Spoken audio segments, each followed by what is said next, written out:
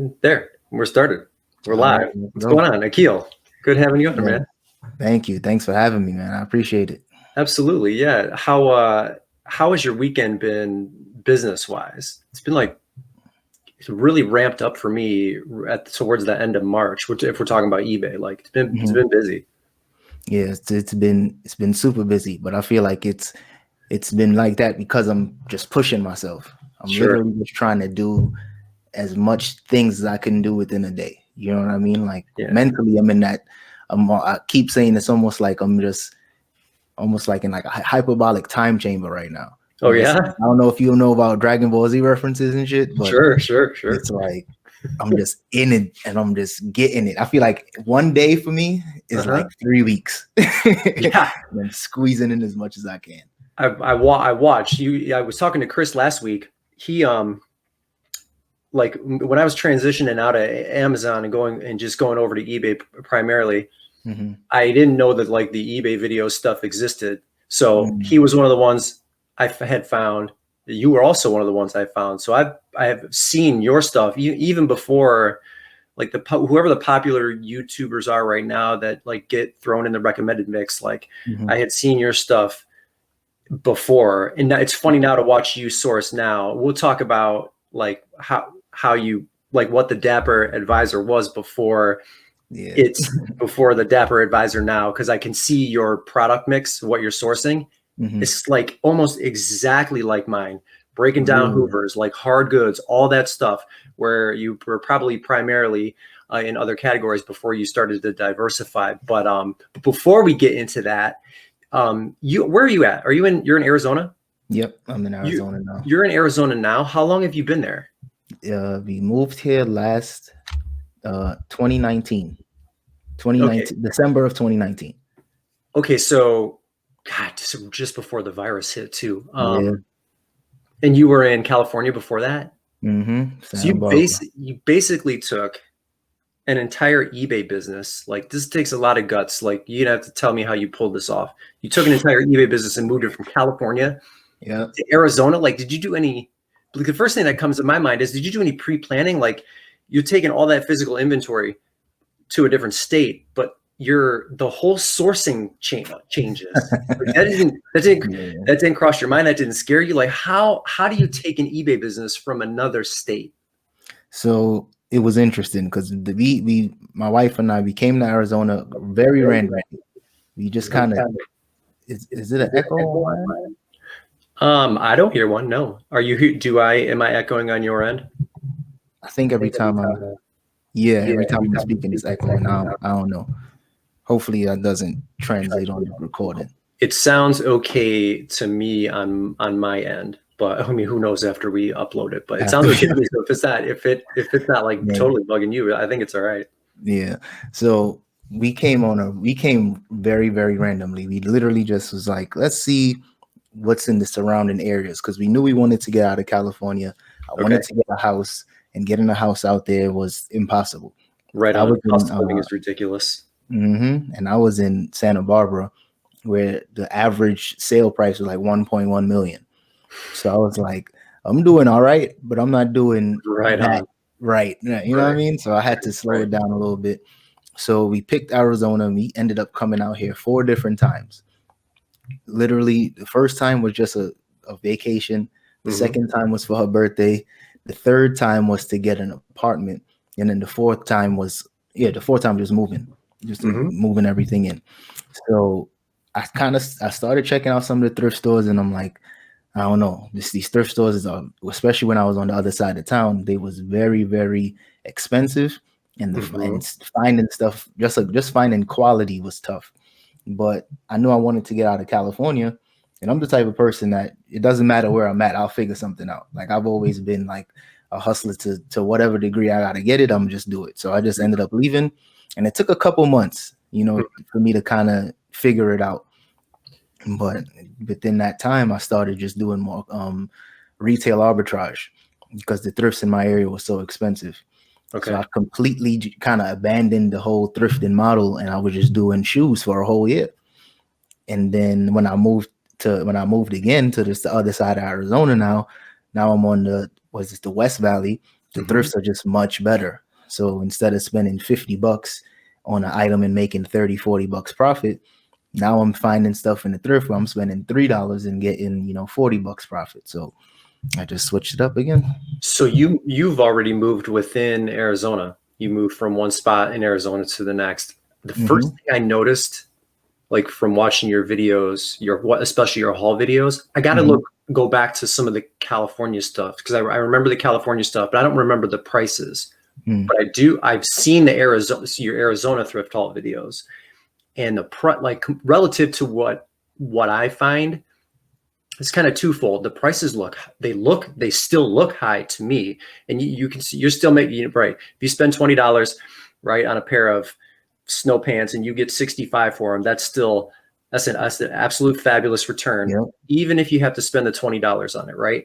But the prices looked really high, and so I guess it's twofold. There's that, and that's like, for me, that $20 pair of pants would have probably never made it through to the store. So at least, it would have ended up on Shop Goodwill, or it'll sniped. So at least it's on the floor for you there. But you came from California, where we just talked about it. The cost of living is ridiculous. Like, weren't the prices there in the stores crazy too? Like, no, it was not like that. So in LA, thrift stores are very different. In LA, thrift stores are super expensive. But where I was in Santa Barbara, and I was like not a little outside of Montecito, and it's nothing but wealthy people that live there. So they're donating stuff every single day, and the Goodwill couldn't even keep up with it. So it would be almost brand new clothes, brand new anything, and they're just throwing $5 on it because we got to get it out, And anytime they're bringing out shoes, they're bringing out hundreds at a time, and they're pricing it for like $5 because they just got to get rid of it. Right. So I was just taking full advantage of that, and I kind of got spoiled because I thought that's what reselling was. I'm like, oh, you just go to the thrift store and you just get the good stuff, but. Rude awakening as soon as I moved. Okay, well, it sounds like you adjusted pretty well, and it's a funny thing too. Like, it takes a lot of guts to be a reseller and kind of do what we do, especially with someone that's got a background like you, just from an education perspective. I don't think a lot of people know. I think you've touched upon it in some of your videos, but I think for like the people that'll see this that they're just getting to know you, like, so you get to talk about your background and what you were doing, right? And then you just taking the leap to do what you do now, because you certainly don't have to. Like, if it's one of those things where, like, you got to know, you have to try it and fail, but rather than not try it at all, right? You know what I mean? Like, it's one of those things. But you have a pretty extensive and pretty neat background, if you ask me. So you have to talk about that. Well, thanks. It's almost like a second life. You know what I mean? It's like a whole life for me. But so my background is in higher education.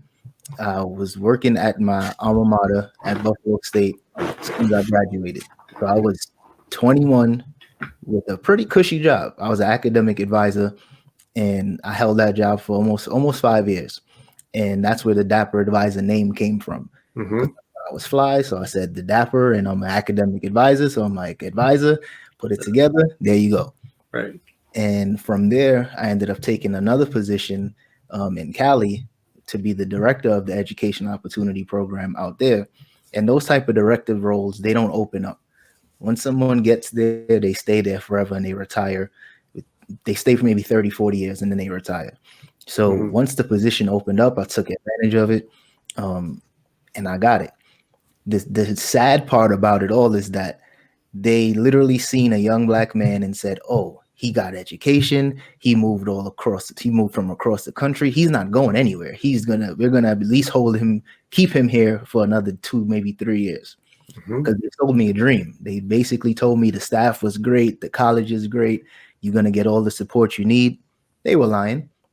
So I was upset. Like, I was bitter for a long time dealing with that.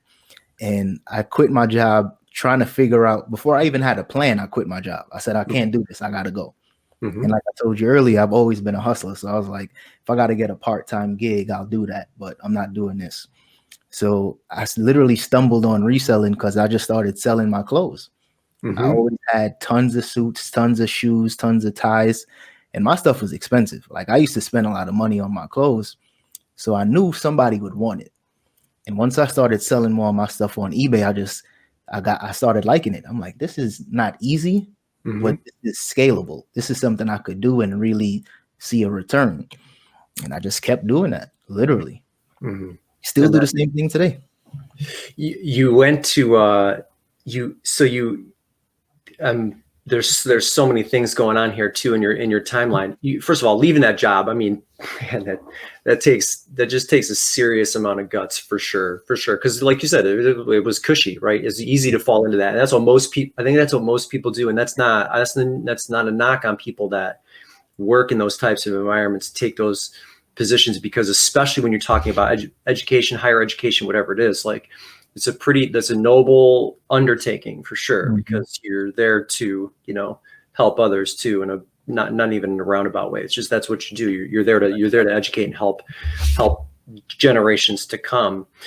But you left that, you get into reselling, then you move to Arizona. You realize that it's going to be a little bit different than you thought it was. So you said you were doing retail arbitrage, just shoes, before you decided that you were going to move to Arizona, and then things kind of opened up a little bit. I've sold a lot of shoes in my life, believe me. Like on my Amazon FBA days, like thousands of pairs. But how did you pull that year off? This is pandemic year too. We're talking about, right? Like shoes, and then the pandemic hits. Like, you got to take me through that. Man, that's crazy. It's crazy to even think, because I was gonna talk about this on my channel and make like a full long kind of explanation, but I didn't think people would care, So I just said, you know what? Who they're gonna? You tell your personal stories. You tell your personal truths. Whoever listens to it and whoever likes it, whatever, it's all good. Right. So within that first year, the plan was literally to just keep going to the thrift stores, keep doing what I was doing, and that was going to be it. On that side of town, the thrift stores are just so expensive that I'm just like, if they're pricing shoes that's dirty and no one wants it for $20-$30, if I go to Ross and I find some shoes for $20-$30 brand new, I could at least double my money. So that was the mindset. I was like, all I'm going to try to get is shoes that's $20-$30, put it on my credit card, gain the points from the credit card. And even if it takes a while to sell, I'm still gaining something. I'm still gaining some type of, traction from it. And the platform was just eBay, right? Or were you trying to do other platforms as well? So at that time I was doing eBay, Poshmark, and towards the middle of the year, I started doing Mercari. Okay. And I spoke about it several times. Poshmark slowly started to like die down for me once I changed my price point, because by me buying shoes for $20-$30, I'm selling it for $70-$80. People on Poshmark aren't trying to spend that much money. Excuse me. So once I realized that, I was like, okay, let me just put more energy onto eBay, because it doesn't make sense for me to waste time cross-listing if my sales are coming from eBay and people on this platform are more comfortable with spending that money. So I just put it into overdrive. Those same $20-$30 sales, once they flipped, I just paid my bills and kept reinvesting. So now I started getting shoes instead of $20-$30, I'm spending $50-$60. Now I'm going to Nike outlet. Now I'm going to Adidas outlet. And instead of buying 1 or 2 pairs of shoes, like I said, I'm putting it on my credit card. Now I'm buying 100 pairs of shoes from the Adidas outlet, because we have an Adidas clearance center in Arizona. It's in Tempe. So now I'm doing that several times a month. So like I said, I'm leveraging my credit. I'm literally switching my entire inventory around. And every month I was just making it. Like every single month I was making just enough to pay my bills, pay off my card so I didn't have to pay any interest. And that was it. It was rinse and repeat for like 6 months. The pandemic came. So now I have a ton of inventory, but every store is closed. But I don't know what it was, but people were shopping like crazy during the pandemic, especially in March and April, people were shopping. So I cleared out my whole inventory within like 2.5 months. And I literally just started stacking more money now. I started putting money away into savings, because I'm like, if I'm making this type of money now with the inventory I had, once these stores open up, I'm gonna go full throttle and I'm gonna do the same thing, but I'm gonna double up. I'm gonna go just as hard, double the effort. So by the end of the calendar year, towards like October, that's when I had enough money to put down a down payment on a house. And I said, man, I'm not gonna just keep doing these flips. I need to flip this money into something that makes sense while the interest rates are low. So that's how the house came about, because I just had so much cash from selling these shoes. I said, I got to put this money somewhere smart.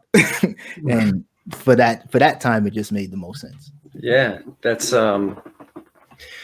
dangerous. And the reason I know it's dangerous is because that's how I financed all of my FBA business. I mean, and like, for those of you at home, don't try this at home. Like, you have to really be confident that you can. I mean, no one can predict a pandemic, right? I mean, who knew?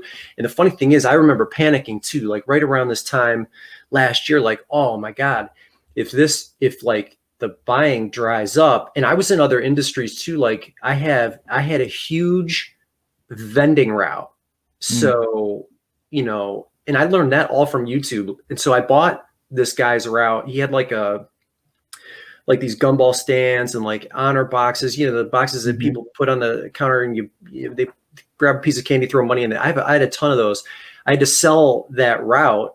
And because I was like, the pandemic's going to change everything, right? No one's going to want to like be touching candy machines and whatever. And so I made the assumption. So I had to sell that off. So I couldn't like count on that moving forward. If eBay dries up, Amazon had completely dried up. They totally, they took all of their, like, just not all of their, but most of their regular sellers. And they were like, we're going to push all of you to the side. Like, we're not even going to allow you to send in, because if you do fulfillment by Amazon, you send them all the inventory, right? If you know anything about it. And I'm assuming you don't, but if you do, maybe somebody listening is unfamiliar with fulfillment by Amazon. You let them handle all of the customer service, all of the like inventory logistics and all that, and then you pay a price for that. But they told like 80% of their sellers, stop sending stuff in. We're only going to focus on people that are doing the sending in us essentials, right? Like toilet paper and this and that and the other. So a lot of people were like, their businesses were totally put on hold. That's just one of the million reasons why I'm like, if you can avoid using Amazon, at least at scale, avoid using them. Like if it's just extra play money and you're not throwing a ton of money at cost of goods, and it's just another like cog in your wheel, then that's fine. But I couldn't rely on Amazon. I couldn't rely on vending. So I was like, if eBay shuts down, like the hell, what are we going to do? Luckily, like sales went bananas. Like people were buying everything. I mean, I don't remember, this time last year, I had like 15 or 1600 listings, and I was just flying through it and trying to go on Marketplace. I don't know if you did the same thing. Like I spent so much time on Marketplace trying to find stuff that I could sell, because everything was selling. And I didn't want to run out, I don't want to have to run out and be like, okay, well, the shop is on hold because I don't have anything to sell. So I have to wait for these stores to open back up. But man, am I glad we saw that spike, because if we hadn't, things would have been really, really crazy. So wait, so where are you? Are you in California? I'm on the East Coast. I'm in Ohio. There's a lot of people that do YouTube. We'll talk about the YouTube side of stuff maybe here in a minute, but there's a lot of people from Ohio that are pretty visible on YouTube. I mean, much larger followings at this stage than I have. But the interesting thing about where I'm at is if you're not like, I'm in a suburb, like I'm in an expensive suburb. So it's like, but overall the cost of living is relatively decent in Columbus, Ohio metro, like the middle of the state. Yeah. But the competition for goods, because everybody here is a reseller. I don't talk about that like a ton, but I mean, if you're not at a certain store at a certain time, like forget about finding, you know what I mean? Like it's just, everybody is a reseller. Like, yep, that's a Poshmark closet. That's going to the flea market. That, I mean, I know, because I'm in and out of the stores all day. Like you pick up on everybody's patterns, right? It's like, man, oh man. So it can be a real challenge to find that $250 item that's priced at $9.99. You know what I mean? Right. Really big challenge. That's a fun thing I want to ask you too. Now that you've been in your area, what's competition like for you? Have you noticed now that there's a lot of people in your area that do what you're doing? Like, do you find that those same issues? Because like I said, like I'm at the store the minute it opens, right? I have to be there the minute it opens. There's like 3 or 4 core stores that I go to like as soon as I can get into them. Because if I'm not, forget about it. You know what I mean? The competition out here is I'm not gonna say it's tough. It's different. In California, it was, of course, it was a ton of resellers because everybody was buying up stuff because it was a no-brainer type of business. It was, you buy it for $5, you sell it for 30 or 40. So everybody was doing it. Sure. Out here, I see a lot of resellers as well, but I don't really view it as competition. It's weird how to even describe it.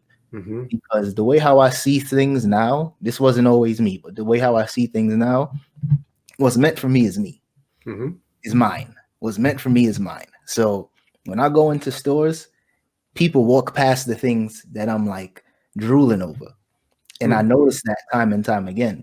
And the key to success for me is just always learning something new, like learning a different category, trying to research something different, because at one point, clothing was my thing. So if I seen another woman or another guy with a shopping cart full of clothes, I used to feel defeated because I'm like, damn, they already got to all the good stuff. Now when I see that, I'm like, okay, they got the clothes. I'm not even going to waste my time there. Now I'm going to go to the electronics. And if I see a guy walking out with a Bose set of speakers, I'm like, damn, he got that, but that was for him. Because now I'm going to go grab this Dyson vacuum that nobody wanted. You know what I mean? Right. So it's like, absolutely. I shifted my mentality, and ever since that shift, I'm getting way more stuff than I was before. Because I'm competitive by nature; it's in my blood. But at the same time, it's like I'm just learning that what's for you is for you. You don't even have to, be super competitive. And I'm as I'm telling you this, I'm reminding myself that. For sure. When I'm in there, when I'm in the trenches, game face on, the mask is on, so people can't even see me, but I'm trying to get it, Yeah, so it's a good reminder because I come out of stores I come out on top all the time, like all the time, right? And I'll see people fighting over like a car to roll out, and people will swarm to the top of it, right? This just happened to me the other day, and there was a pair of no bulls just sitting right underneath red no bull shoes. When you see it from a mile away, right? But everyone is swarming to the top of the car, and I just slide underneath, grab those and run away because there's too many people in a small area. But I always come out on top too, so it's a good reminder. And it's almost like it doesn't necessarily have to be a zero-sum game unless those people are sourcing 24/7, right? I mean, how many stores do you have in your like within arm's length of your store? I have like 10 to 12 stores that I can go to that are within like a 30-minute radius. No one can be there all the time, right? So I mean, it's kind of like, the glass should always be half full from that perspective. But you said you moved. Have you moved away almost completely from Poshmark? There was a reason I'm asking you this question, because I just learned something about Poshmark recently that I didn't know about. But how do you do on Poshmark, or are you using it at all now? Yeah, I'm still using it. The stuff that I had on there, I'm still, fulfilling orders. It's nothing like it used to be. When I first got onto Poshmark, I was doing easily like $3,000 a month in profit. And I was doing that with the minimal amount of work, because it just seemed like it was a lot of traffic. It was a lot of buyers on the site. I think now it's more sellers than there is buyers. So I still try to cross list certain stuff. Like if I have multiples of a certain item, I'll try to put it on there as well. But it's not the same experience for me. Okay. So like last week, I think I sold 3 things, and that was a hell of a week. Right. You know what I mean? So, If I sell one item a month on Poshmark, I'm doing well. But mm-hmm. I learned something recently. Like they just had an IPO.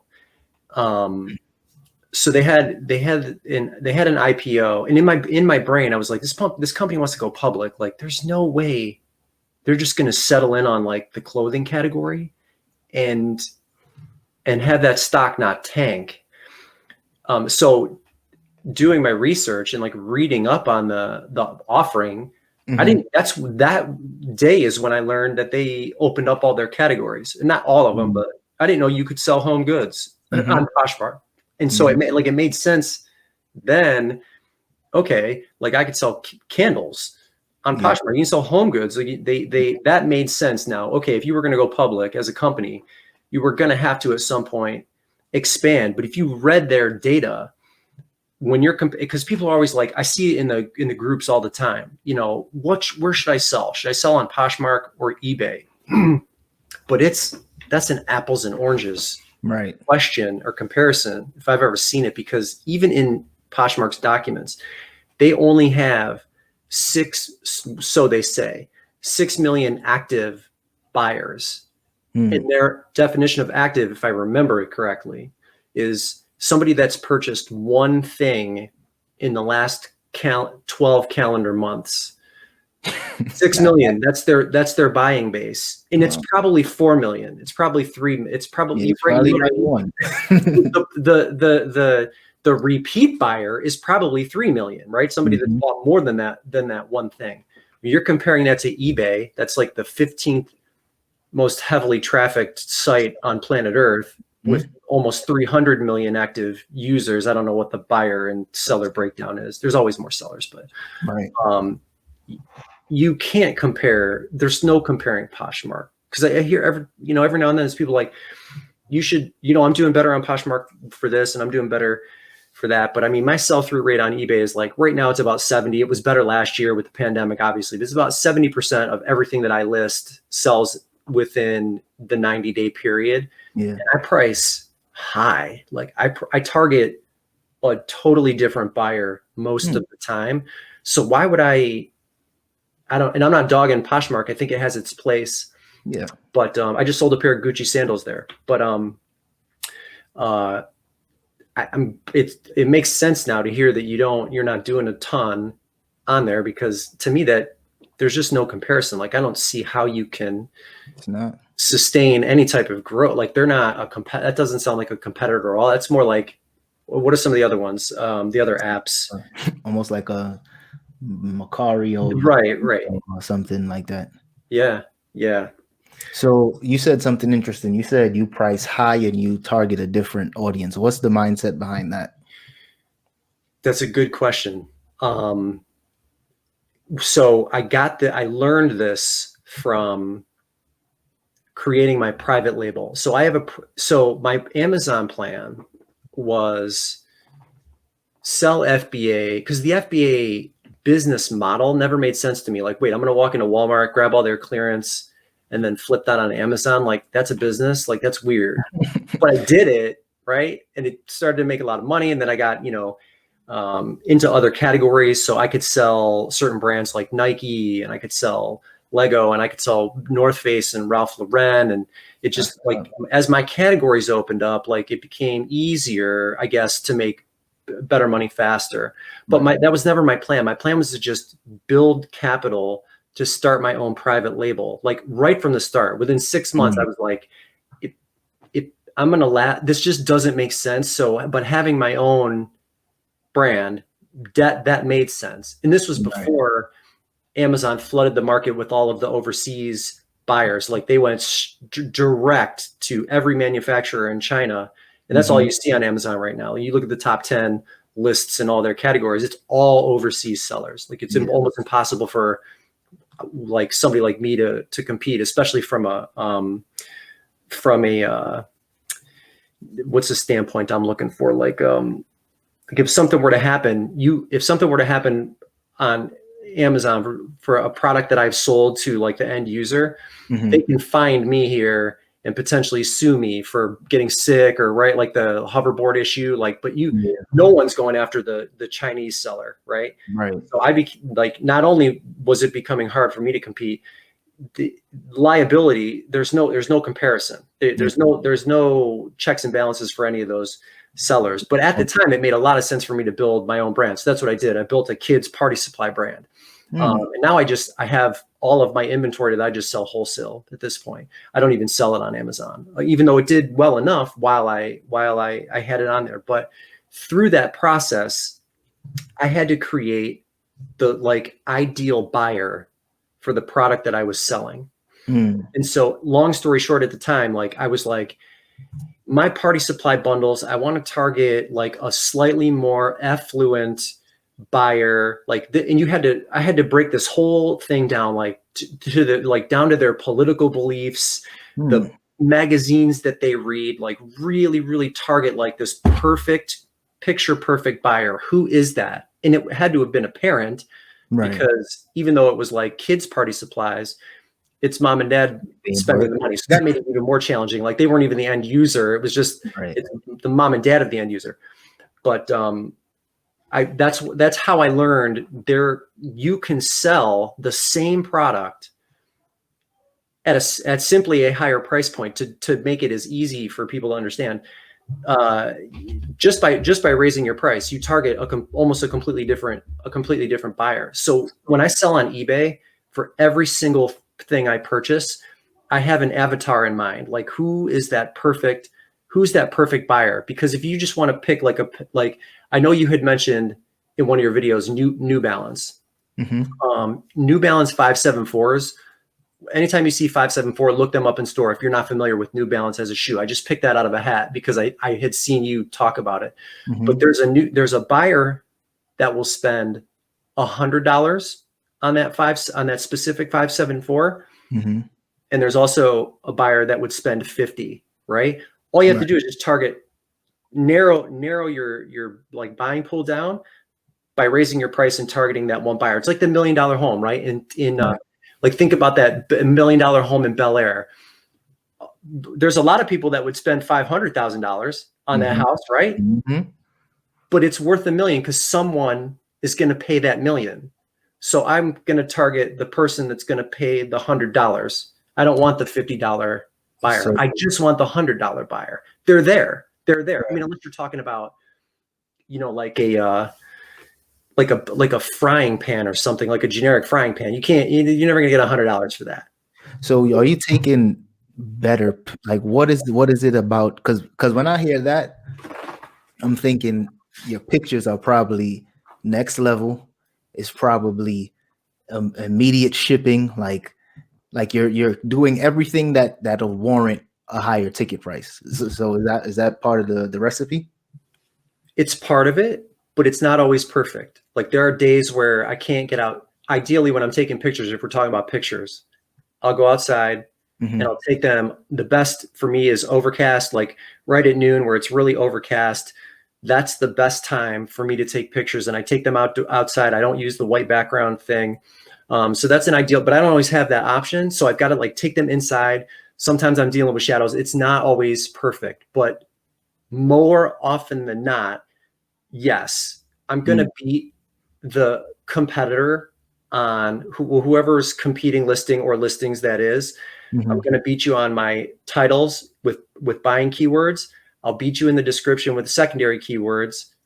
I'll beat you with item specifics or better pictures. So it's like a combination of all of those things, but all you really have to do is, and it's case by case basis, is just raise your price to target a different buyer. And that buyer, that part of that buying avatar for me, is a buyer who doesn't care about paying shipping.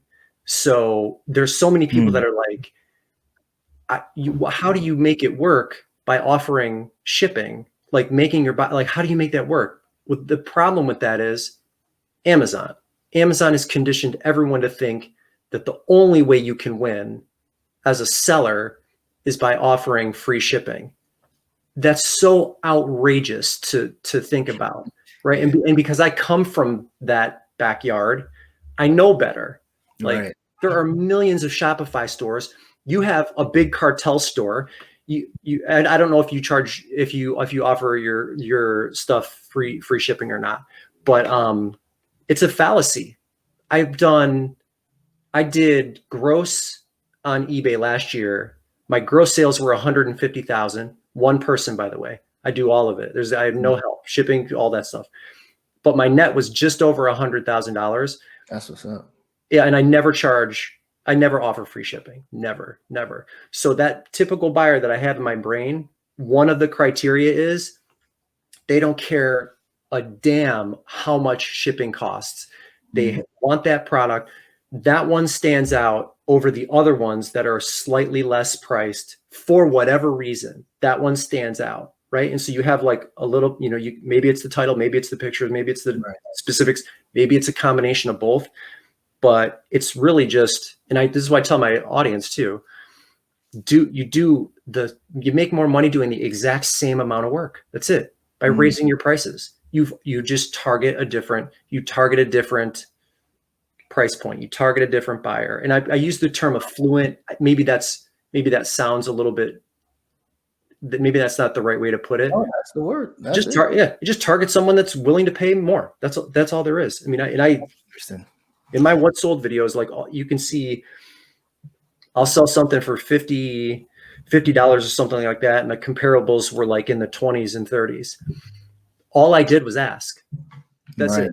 I asked for $50. Are you accepting offers on stuff, or is you? Oh yeah. Yep. I send out offer. Last year when buying got nuts, I wasn't sending out. I would send out offers like maybe once a month. Okay. Now I'm doing it way more consistently because we don't have the benefit of having everybody locked in their house. So it'll be a little bit different. And I've even said this in one of my last what sold videos. Q2 is judgment quarter, at least for me, because last year I did, like in April I did 12,000, and May I did like 13. April, May, June I did like 15 or 16,000 in sales. Like my sales like really went crazy, but that's when everybody was really kind of locked up.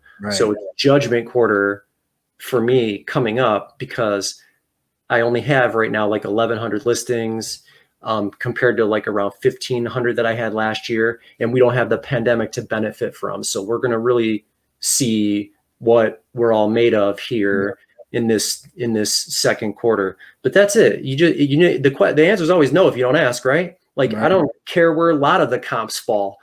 I always price higher. Always price higher. My model is price higher and build your inventory. Like you just as an inventory building business for somebody that structures it the way I do. It's just it's that simple. So it continues to work. And that's when and even in my brain I was like, people would benefit from. That's why I started a YouTube channel. It's like I think people would benefit from my perspective is really different. Like it's really, I come in from a different angle here. Like I don't necessarily target my YouTube audience to make sales. Although whoever watches, like my stuff is so wide open, you can go into I don't hide anything. Like I show everyone my numbers, my store, all that. Go buy all day, whatever you want. It's there. I'm not excluding you by any means, but it was a different angle. That's kind of how I got into. That's why I thought outside of the obvious, which was hopefully YouTube becomes a decent additional revenue stream because I learned the hard way from Amazon not to put all your eggs in one basket. So hopefully you have that. But before that, I think a lot of people would benefit from just seeing it another way. You know what I mean? That literally lit a light bulb for me, because now I'm thinking the way how I usually price my items. I just average it out from, because this is crazy. So when I see people list whatever item and it's that one person, and it might be you. Now that I'm thinking about it, it might be you. That one person that's everyone selling it for 30. That one person got $50. Yep. I don't pay attention to that person because I'm like, that's the outlier. Like everything always has that one thing where it's like, and the other thing is too, let me know if you even thought of this, but I know a lot of people, so many times I'm watching eBay and I'll see a very random item and it's priced way ridiculously high. And I instantly think something's fishy with that. You know what I mean? Like it might be an international seller, so the conversion rate might be different. I'm thinking they're not really trying to sell this item. They're trying to trying to cover up something. So I don't pay too much attention to that. But now that you're telling me all these things, I'm already doing. I try to take the best pictures I can. I try to use all the item specifics. I'm already doing all the work that would warrant a higher price point, but yet I still try to offer a good deal. And I'm like, but why? Like, why am I doing that? You know what I mean? So now I'm like, I gotta switch it up. Yeah, I think that a lot of people, it's so hard for a lot of people to justify, just like they feel like they're like, my listing is inadequate, or maybe my pictures are inadequate, or whatever it is. Maybe it's a combination of that. But for one, on that outlier, whatever that outlier was, contact that seller and ask them straight up. I tell people all the time, like, anytime there's a flaw, disclose any and all flaws, because my ideal buyer, so if I buy something like a shirt or something like that, and there's a little bit of a stain and I didn't catch it till I got home, I flat lay that, I take pictures of it, I point it out, I literally put it in the like mini description, the regular description, because again, the ideal buyer that I target, now that I know that that has a stain, like, does that affect the price? Sure, you have to adjust it a little bit, but the ideal person is going to buy that shirt anyway. I bought a Carhartt. This is a small example, but it's still an example. An orange Carhartt t-shirt. FYI, like, if you don't, those are like margin builders too. You get them for $1. You can sell them for $10 to $20 all day long. Carhartt short sleeve t-shirts. People love them, especially like the XL. Yeah, it's a great brand. Well, I bought one and it had like mud all over the bottom third of it. And I was like, maybe I can wash it. Maybe it'll come out. I bought it anyway. It was $1 or $2 or whatever. It didn't come out. I laid that thing down. It was bright orange, took pictures of it. And I said, there's obvious dirt stains, but the shirt's vibrant. And, like, again, the ideal buyer is like on a highway. They want to be noticed. They don't want to be run over by a car. They want to be seen. That big, bright, loud orange shirt, it doesn't matter that there's a big stain on it. Right. So I listed it anyway, sold, good, positive feedback, rinse and repeat. Like, that's crazy. There's an ideal buyer for every single product, even the ones with flaws, even the ones at the highest price. So target them. Like, go after that person. Like, go after the outlier. I want to be the outlier every time if I can. And when we're talking pricing, 50 to 70% of the items I list are at the absolute top. And then the other 30 is like competitive or lowest, just depending on whatever the scenario is for that specific product. That's it.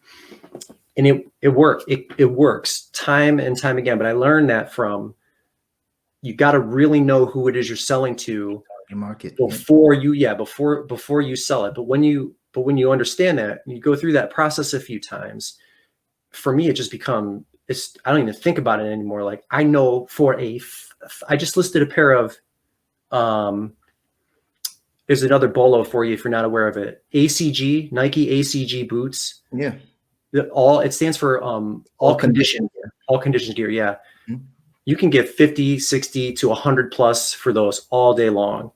And it depends too if it's vintage or if it's some of the newer stuff, because the ACG, that line of Nike, you could only get it in certain Nike stores. Yeah. Like the Nike store in the Grove in LA, they will carry those types of stuff, but you can't go to like Foot Locker in Michigan and get that. Right on. Right. But so knowing that, you know that you have an advantage over all those other eBay sellers that don't know that. They don't know that. So when I list them, like, I'm always at the top for ACGs. Like, my pricing is usually always at the top. And I see a lot of $30 sales for those boots, both the women's and the men's.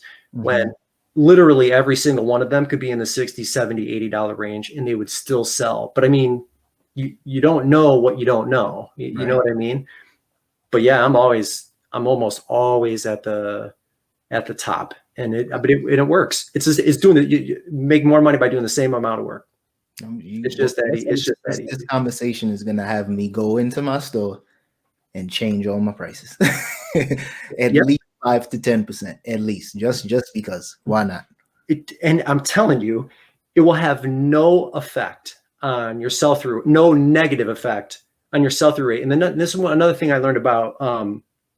I was in the t-shirt business before I got heavy into reselling. So, and this was in the gymnastics industry. So I would do really big events where we would print. No. You said like blank t-shirts? Yeah, but printing like, like sayings on the front for a gymnast, like if gymnastics were easy, they would call it football. Like that would be one of the like little, like you would take the print, put it under a heat press, put the heat press down, and then just sell it at the kids event. Like they were having an event weekend or whatever. But what you don't do is get someone in a situation where it's either a yes or a no. So you've got that high price, right? That $50 shoes where everybody else is at 30. They're in the yes or the no, right? That's why when you get watchers for those items, it's okay to go ahead and send them an offer, because what you want to do is move somebody from yes or no to, do I get this now or do I lose out to the other person, the other 5 people that got this offer also? That's why when eBay implemented that was a really, really smart move. Are you moving them from a straight yes or no to, do I do this now or do I wait? What do I do here? You know what I mean? You've forced them into making a choice based on the options that have been put in front of them, rather than a simple yes or no. So do you give a big discount when you send offers? I don't ever go. I shouldn't say ever. There have been like two occasions where I've done 12% offers. Most of my offers are 10%. 10%. And I'm still coming out way ahead. And I send out offers, and it must like trigger something in the eBay algorithm, because the item was sell for full price that I just sent offers out on. You know what I mean? Like I don't know what it does in the eBay system, but there was I just sold an item either today or yesterday. It was a clock, some weird like ball clock. I don't even remember what it was. I found it at Goodwill for $7, and the comps on it were in the $150 range. So that's why I listed it at $150. I sent out an offer, a 10% offer, right? So $135, and a couple hours later, the thing sold for full price, $150. Like, so sending out that offer must also trigger something in the eBay algorithm to do something. I don't know. I can't really speak intelligently on it, but I like moving people away from just the yes or no, especially if it's got a lot of offers, to what do I do now? Like, because I think people, if you've been on a watch list and you've wanted to make an offer, you've seen it sell, and you've probably lost out to someone at some point, because I think they send them out to multiple people, not maybe necessarily if you've got 10 watchers on an item and you send out an offer. I don't think they distribute it to all 10. You don't even need to watch an item to get an offer. Like, that's true too, right? Search the item, and just because it was in like your search history, you're still gonna get that offer. And it's weird because I'll check comps for something, and because I checked the comps on what it was, now that seller is sending me an offer. So it's I don't really know how eBay does it, right? But I need to start doing that too, because I don't send offers. Yeah, that has helped. I had a very, for me, slow. What did I do in February? I can't remember. Just under 10,000. Right now I'm at like 12.5 with a couple days left for March. But offers has helped that. I have my numbers right here.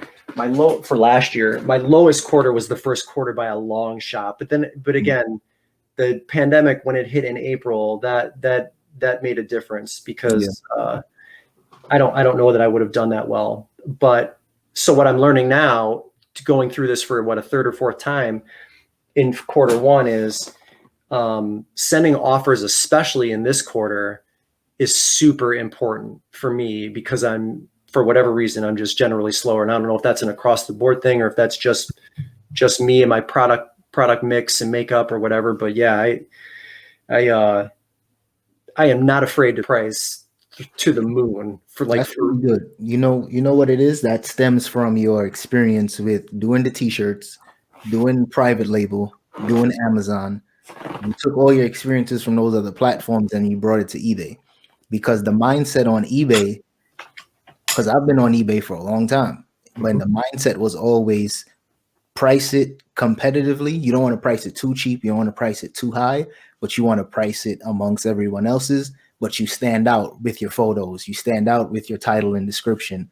But now why I say the light bulb in my mind has switched is because if the goal is to stand out with your title and description and you're doing the work, make more money for doing the work. Your photos are better. Charge a little more. Totally. I mean, you're relying on we aren't talking to the end user. We're talking to Cassini. We're talking to the search engine. Right. The search engine's job is to get us, if we've done it good enough, in front of the end user, and then they click. So not everybody sorts by lowest price, right? Not everybody. And again, that's another, I think it's a misconception, and I don't know where that was born, but I'm not a huge buyer of anything, but I don't sort like that. But again, I'm not my target market either. That's another thing too. Like, I might not ever pay, I just listed a electric frying pan. The brand was Salad Master. I listed it for $100. I would never pay $150 for that thing. And I'm not saying it's not the best thing since sliced bread. I'm just saying I'm not my target market. Right. But so many people do not shop like that. There are tons of, I gave this example too.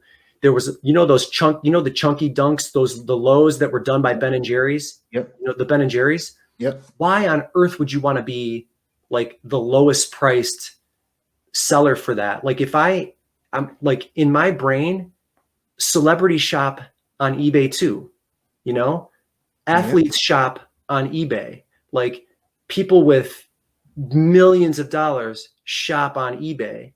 So if I got something like that, I'm going to target a celebrity, and I'm going to target them price wise, in addition to targeting them with the best pictures I can do and all of that jazz. But in my brain, I'm going after, whoever that celebrity is that wants that pair of shoes for one Instagram post. They don't care.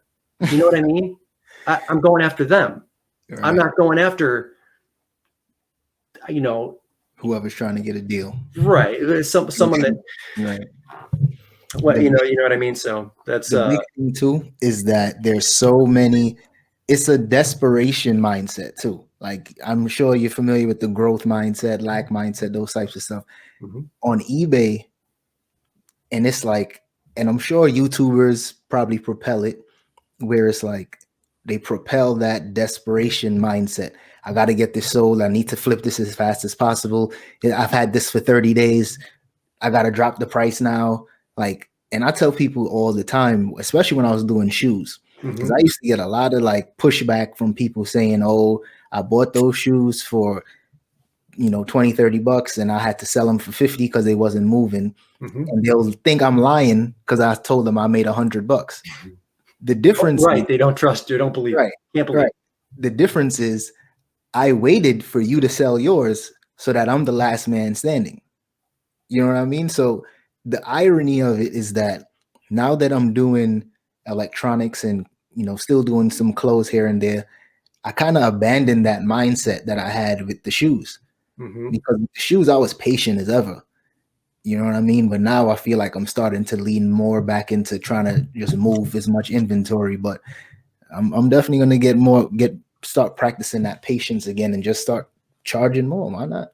Yeah. You gotta, if you do it like that, you have to, there's a certain element that requires you to continuously build your inventory. A lot of people want to sell everything that they have like immediately, and I don't want to hold on to it.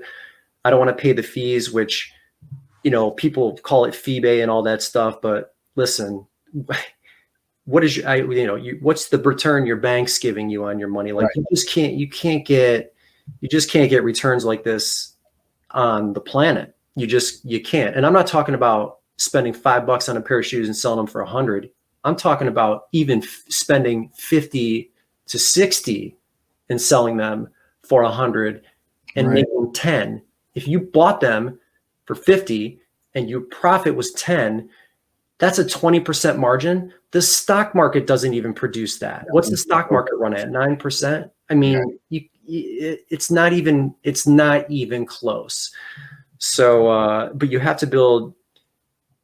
For me, it's an inventory building thing. I never want to like dip below a certain amount, and I've been doing it, I guess, long enough to where my numbers are. I can't even remember what I sold last week, even if it was like a $500 item, because I'm so on to the next thing. Oh, what sold? All right, I got to box this up.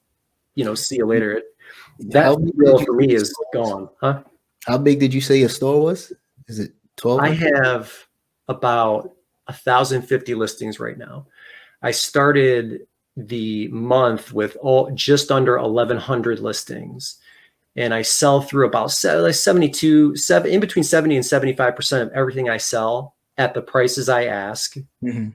Sells within 90 days. And some if you sort my store from like least recent, like I have some straight garbage listings in there. Like when I was new, I didn't know what I was doing. I was buying like Hard Rock Cafe. I mean, you know what I mean? Like stuff is never going to sell. But so I've gotten better quickly, again, applying the knowledge that I gained in talking about t-shirts. I'm telling you, you'd be amazed, and you are correct. I learned this from the t-shirt side too. Parents would spend $80 on a t-shirt. I just took a Gildan hooded sweatshirt. I put a saying on the front. I put a saying on the back. I put a saying on the arm, and they dropped $85.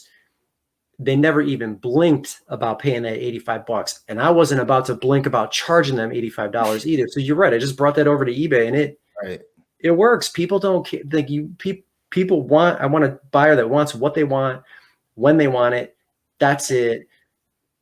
The metrics look good. Like I ship same day, even though I have 1 day handling time. And that I think is probably a little hidden gem there too, because where pricing might be on the high side, they almost completely forget that they paid what they paid when it shows up in 2 days. And they're like, I cannot believe this came today. You know what I mean? Like that solves that riddle at the end. And that, I think that's what gets you a lot more feedback too. If you're like someone that, you're like, I'm not getting any feedback. Like, what could I do? Make your handling time 1 day, but ship same day. That works for me. The thing is too, not only that, it's just what makes people get good feedback is doing good work. Like there's no, you know what I mean? Like there's no recipe for getting good feedback. Like when I first hit 1,000 feedback, like 1,000 feedbacks go on eBay, I stopped caring about it a little bit. And then I started just putting more energy and more like concern into just everything I was doing. So I was like, now I need to make sure I'm getting more feedback and good feedback every time. And it's literally just to treat that $5 profit item the same way you would treat a $500 profit item. You wrap it the same, you ship it the same, you care for it the same way. And people leave me feedback, and 95% of the time it's super fast. Love your seller. Did so great. Thank you so much. And it's just putting that same amount of attention to detail. But that's one thing that it's easier said than done. You know what I mean? Yeah. Do you think like people are all up in arms right now about the character limit? You hear about that? eBay, the feedback character limit is being increased from, first of all, no one reads feedback. Like no one cares about it. Right. But that's another thing that if you're a newer seller, it's a little bit more important. I guess in the beginning, and I understand that for sure, Right. that you want to make sure you're being shown in the best light all the time. Right. But they're moving the character limits now from 80 to 500. So you can literally write a negative novel. Yeah, that's what it was. Just recently, they're talking about this on eBay. So if somebody wants to leave you a negative feedback, they can do it in 500 characters, not 80. Which, that's crazy. like, it's my opinion on that is, it's like, I literally don't care. Like, I don't care. And then that's not that I don't care. It's just, you're never going to please everybody all the time. And if you are, you're probably you're losing money. You're losing out somewhere along the line. Absolutely. If your like metrics are absolutely perfect all the time, whether it's spending too much time with, like, I'll get a customer. I just sold a plush today. I just sold a plush today for $65. Okay. And I had a potential buyer, like, they were asking me, can I get the measurements from this ear to this ear, from the top of the horn to the bottom of the thing? Can you wrap around? And they would like fight. And I'm like, yeah, I have to tell you, I don't answer those questions. I don't. Right. Like, I don't have time. You're done. I'm done with you. Like, cause again, the typical buyer for me, for that plush, has the money to spend, knows exactly what they're getting based on, they know exactly, it's a doll from the 80s. Like, you had it, you owned it, you loved it, you couldn't live without it, you lost it. Here it is on eBay. I gotta have it. I don't care what the measurements are. That's the buyer I'm going after. So that guy that's got 50 questions, sorry, you're not my guy. Like, you're not my guy. So I have to, I don't even answer those. And I don't do that all the time. Like, there are certain questions that are like, if a female wants waist measurements or like a measurement on a pair of pants, and like, I'm absolutely going to get you those, because I understand that these things matter to some people. But something like that, forget about it. In my experience, I've realized the people that ask the most amount of questions for certain items, typically I'm going to get, like, something's going to happen afterwards. Right. Like, once they receive it, they're going to say, oh, there was a scratch here that I didn't see. There was a small stain underneath the shirt or the pants zippers. You know what I mean? Something stupid. Yeah. It's like, I realized that once you kind of recognize that, then, and this is all for people that's been in the game for a while, because if you're a new seller, to be honest, you kind of have to deal with that. You know what I mean? You kind of have to. You absolutely do. You have to cater to more people. You have to get your feedback. Your score is important when you're new, because that's trust. That's your equity. But once you become a little more experienced, you start seeing red flags immediately. And just like you said, ignore those type of questions. Now I do. Before, I used to go in and, you want this measurement? Let me grab my measuring tape. Let me try to please you, and then still not make the sale. Right. Yeah. I mean, if you're really that concerned, like, maybe this one isn't it happened to me, and I made a mistake. It was like a Eddie Bauer, a long puffer coat. This woman had like a million questions, and I was like, all right, I'm not going to be typical Brendan. I'm going to go through this and I'm going to give her everything she needs. We back and forth 5 times. And then finally, I even told her in the email, I said, I think you're going to be disappointed with this. You're not the right buyer for this coat. Like, I think you should just pass on it, like, very nicely. And I forgot to block her, and she bought it. Damn. What don't you know? A week later, she made a return request, and I had to bring that damn thing back. And I was like, that's my own fault for, whatever. Every good deed goes on. No good deed goes unpunished. It's very long. But and like, maybe that's an exception. But you're right. Like, you have to, as you get a little bit more confident, and we have the ability to, we don't have storefronts. This isn't a mom and pop shop. Like, we have the ability to literally ignore somebody that we think is going to be a problem. If they walk into your store physical, you got no choice. You got to bite the bullet and just hammer it out, even if you know that this is not going to end well. You got to we have the luxury online not to do that. So why would you not take advantage of ignoring and blocking when you can? And that thing sold today to somebody who knew exactly what they were getting. They knew exactly what they were getting. So yeah, you can pick and choose your battles when you get to that point. But there was a question I had for you now, and I forget what I was going to ask you. It was regarding it was something along those lines. I'm sure it will come back to me. So how's YouTube going for you? The thing that is unique about you is you are like, it seems like you were born camera ready. Like a lot of us, so here's what I did. I like to go back, and I did this with Chris too. I'll go back and watch all your first videos, right?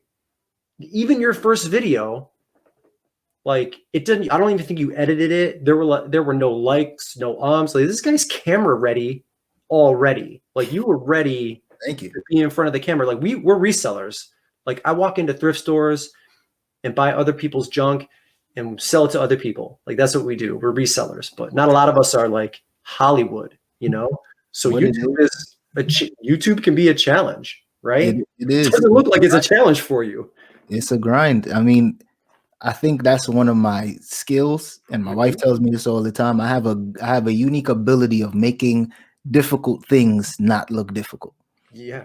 So even during when I did that first YouTube video, because when I was on YouTube at first, I was doing like style advice and men's fashion stuff, and I would do a 3-minute clip. That 3-minute clip would take me like an hour because I was stuttering, I would sweat, I would be nervous, and I just couldn't get my point across. And the thing that helped me kind of get past that was not to say I stopped caring, but I stopped trying to be somebody else. I realized that I was trying to put on this facade of being this guru or this, like basically just trying to emulate the people that I followed. I would try to recreate their stuff. So by the time I got to doing eBay videos, I didn't have that concern of like, I want people to like me. I want to make this work. I was like, this is what I'm doing. I want to help y'all. Let's go. And I took the mentality of like, I did a lot of public speaking when I was working at the college because I would do different events and stuff like that. So I just envisioned it the same way.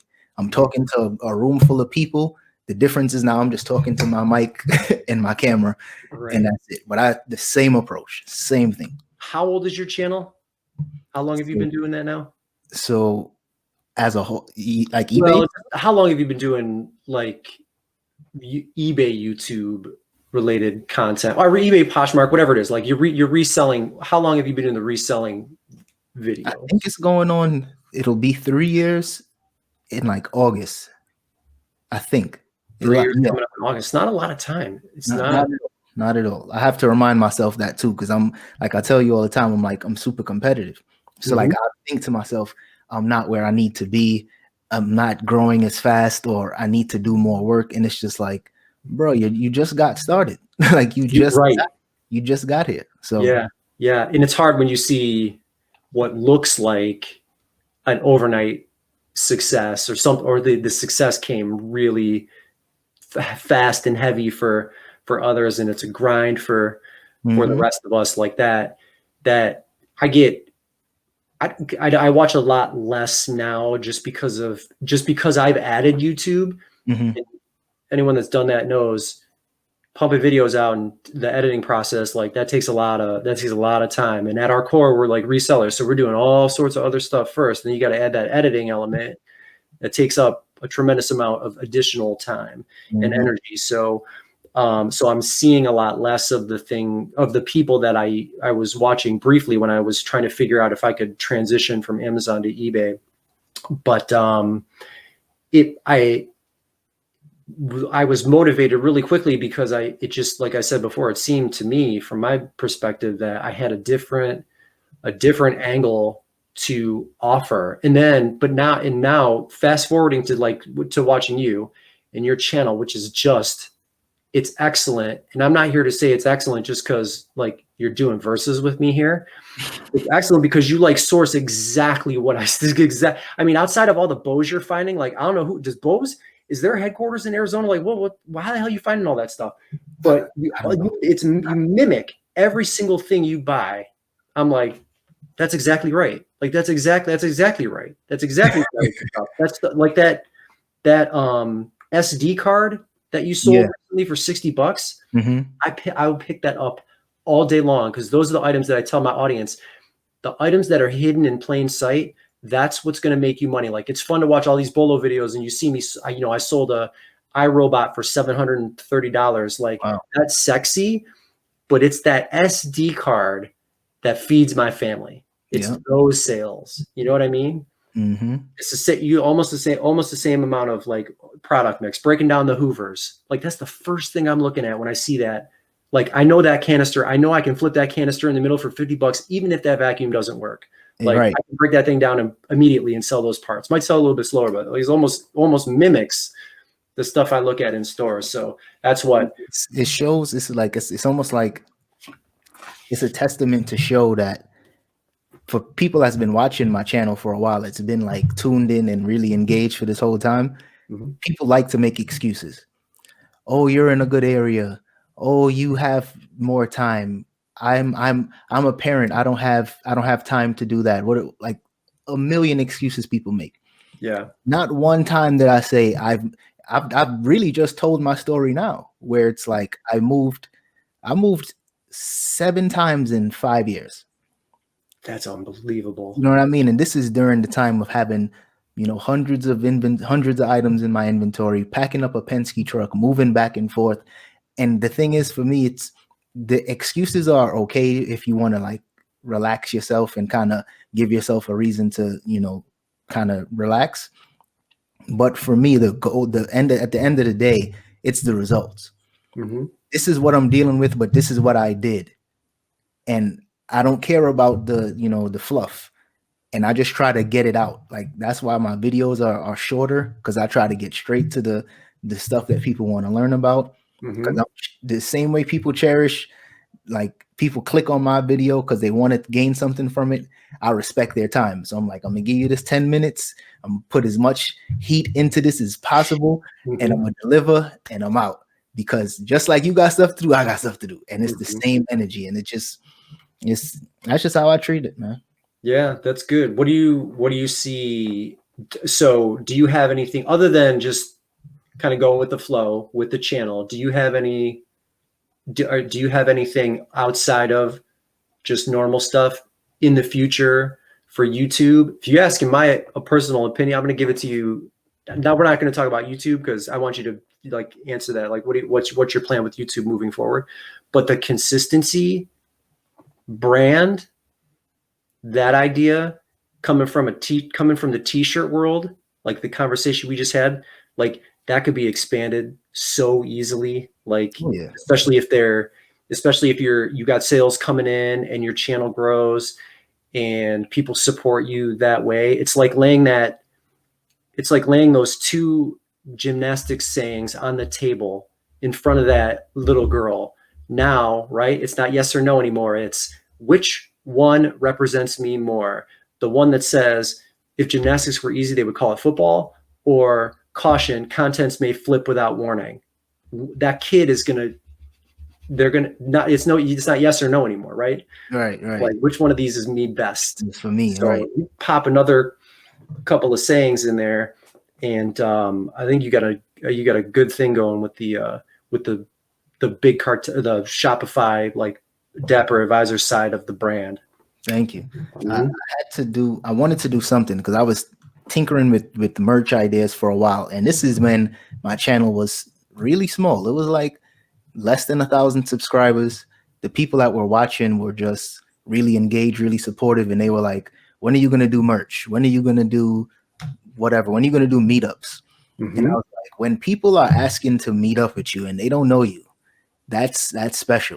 That's not only is that special, but that's a responsibility.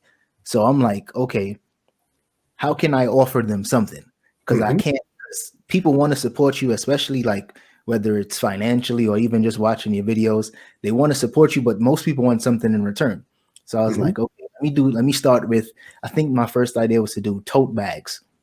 Okay. The tote bags I found, They were trash. So I said, I'm not going to do that. I'm not putting my name on something that's trash. And I'm literally watching an interview, and I'm sitting there, and the word consistency just keeps coming up in that interview. And I'm like, yo, this is the story of my life. In what interview? An interview you were doing with someone? No, I was watching the interview. Oh, you were watching? Okay. I was watching the interview, and it was like just a barrage of different interviews, and a lot of them was with Nipsey Hussle. I was a huge fan of him and his music and his message. I saw that little clip at the end of your last video. I put them in since he died. Every single video, I make sure I pay homage, because if it wasn't for me being so, I guess, like affected by his message, I honestly probably wouldn't have been on YouTube, and I probably wouldn't be as successful with this whole thing that I'm doing without like really believing in that message. So I pay homage every single video. But the big thing was that, like I said, I knew people wanted to support me some way, somehow. So I decided to do consistency on a t-shirt, and I didn't want to put too much other stuff on it, but literally the message is clear. The reason why I'm successful and the reason why people like me or like anything I'm doing, sheer consistency. And that's it. And it's just like, whatever you want to be successful in, you have to be consistent, whether it's training, whether it's whatever. You have to be consistent. So I just did that, and I'm going to grow it. It took me a while because, like I said, last year, after buying the house, I was broke. You know the saying, cash rich, house rich, cash poor. For sure. Sure. I was broke, but now that, money's starting to come back in, I'm going to start, just investing more into the brand. And it's not even like a get rich quick thing or something that's making. I sold less than 100 shirts since I've been doing it, but that's not the goal. The goal is to have something to offer to people that resonate with the message. And if they want to rock it, the option is there. Exactly. You know what I mean? And it's simple as that. Yeah, it's a really good idea. Who fulfills it? Me. You do the print and the fulfilling? I got the heat press. So when I started with the black shirts. I think I sold maybe 30 black shirts in like 3 months. Every dollar of that profit, I bought the best heat press. I didn't just go on Amazon and get a $200 one. I bought like a $700 heat press because I said, I'm on to something. People are rocking with this, so I need to make sure that I can, when the brand grows, I'll have the tools needed. It sounds like Stahl's Hottronics, something like that. That's what that press sounds like. I remember the first one I bought was $700, and I was like, man, what did I just make the biggest mistake? It worked out, but right. Not cheap. Not at all. So in terms of profit, I'm not making a ton of money with this at all, but I'm like, I'm gonna be in the game for a long time. The brand might switch. Instead of consistency, I might start talking about discipline, because that's something else that I know I have that a lot of other people struggle with. I'm very disciplined, and that might be the next shirt, but I'm like, I needed to have the tools needed to kind of push out what I needed to push out and just cater to my base. It's not about trying to cater to everybody, or I want everybody to like me. I want the most views. I don't care about all that. It's about, you rock with me, I rock with you. You show me love, I show love back. It reminds me of when I don't remember what I was doing or how I stumbled upon the video, but do you pay attention to CT Fletcher? Oh yeah, that's my man. The arms video, his like arms video, the video he did with the two videos, that one and then the one he did with the Hulk is Kevin. I forget what Kevin's last name is. The Hulk. This is Superman and the Hulk. That big beard. Yes. Dude is a monster. But it's still your set shirt. Yeah. Like that's what that reminds me of. And I remember seeing that for the first time years ago and thinking, okay, I'm playing a little bit too small here. Like I need to step it up, because no matter what, it is still your set. It is still and that's what he like harps on in that video. Same thing. I think he's, from a merch perspective, CT's done well. he's such a likable, like entertaining guy. So he had it coming to him regardless, but it's the same thing. Like now his brand is merch and that whole thing. That's what that reminds me of. And I think, your crowd is going to support it no matter what it says, but expanding it, like, it makes a lot of sense because I would say, like, because you're likable, that idea is marketable. You know what I mean? Like, your stuff is really easy to watch. I mean, at least it is for me. So, but any other plans for YouTube, like, other than just maintaining status quo? I mean, I'm, other than the versus thing, like, where I just get to sit down and talk with people that I like and respect. Mm-hmm. There's not a whole lot going on with me other than maybe some, like, eBay education videos. I have a shipping video coming out, which I think people will benefit from. Like, I sold a mug and I boxed it up and I threw it off my roof to see if, like, this is like put my money where my mouth is, right? Like, if you're going to do a shipping video, like, you better be able to ship, because you get questions like that all the time. Like, how'd you ship that item? How'd you ship this? So just as a fun part, I videoed myself on my roof and I just chucked it off my roof. And then I ran downstairs and opened it and it was in perfect condition. I was like, thank God, because I just sold it. So if it had broken, I would have been in trouble. I had to go to the seller or the buyer and be like, something happened. But other than that, like, I don't have much other plans for mine. I would imagine you probably thinking along the same lines too, if you want to get kind of people what they need and in and out. And yeah, it's mainly about like what I did, because like you mentioned CT. I'm sure you're familiar with Microsheet. Yep. I watch a lot of their content. So when I was watching a lot of their stuff, especially last year, I started throwing fitness stuff in my videos. I started, like, throwing just not random stuff, but I was trying to show just more stuff that I was interested in, because I thought that was time. I was wrong. The people didn't sign up, didn't subscribe to my channel for that. They came for the tips, they came for the advice, they came for the journey, because they're really just watching my journey. They're intrigued. That's right. So I'm just giving them what they want. Like thrifting videos, that's what I'm doing. I think the difference, what I'm going to start doing is, I was doing live shows last year and I stopped because I wasn't enjoying them anymore. Okay. So now I'm going to start doing, I might start doing live shows, or I might pre-record like we're doing right now, and kind of having conversations with other people, because I'm a big podcast guy too. Yes. So I think, you know what I mean? So I think that's going to be my next big thing. Just doing, like, if not weekly, maybe every other week, and sitting down with people that I respect, that I admire what they're doing, and just having conversations like that. And, that way people would see a different side of me as well too. That's why I do verses. I think you should do it. I mean, it's you kind of water in your own garden there. Like, you got to do some of that stuff for you too. I mean, maybe you like have a secondary channel where maybe just that content is there. That way it doesn't interfere with, like, if you have you heard of Paul Cantu? Yeah.